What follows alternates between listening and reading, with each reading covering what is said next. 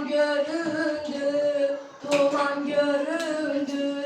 Keçdi xəyalımdan öz gözəl yurdum, dumanlar başımda, duman göründü, duman göründü.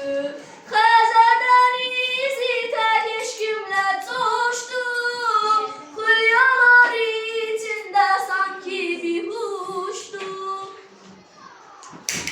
Xəzər dənizi tək eşqimlə coşdum, xülyalar içində sanki bir huşdum.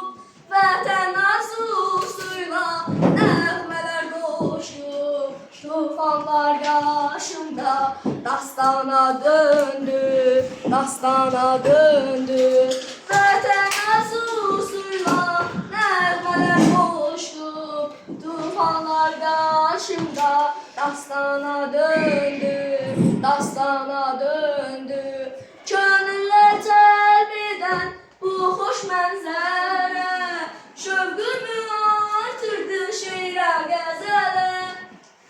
Könüllər cəlb edən bu xoş mənzərə şövqümü artırdı şeirə, qəzələ.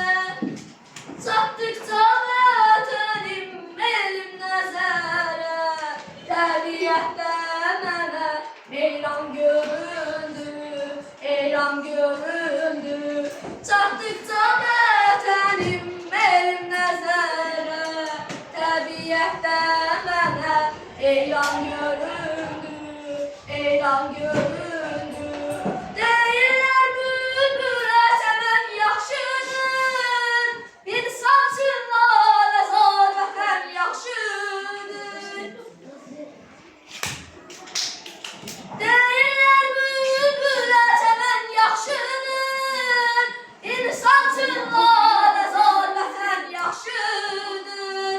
Vay sorma vətən nədən yaxşıdır, adı gəcə könlüm xəndan göründü, xəndan göründü. Vay sorma vətən nədən yaxşıdır, adı gecə könlüm xəndan göründü, xəndan göründü. Vay sorma vətən nədən yaxşıdır, adı gecə könlüm xəndan göründü, xəndan göründü. Vay sorma vətən nədən yaxşıdır, adı gecə könlüm xəndan göründü, xəndan göründü.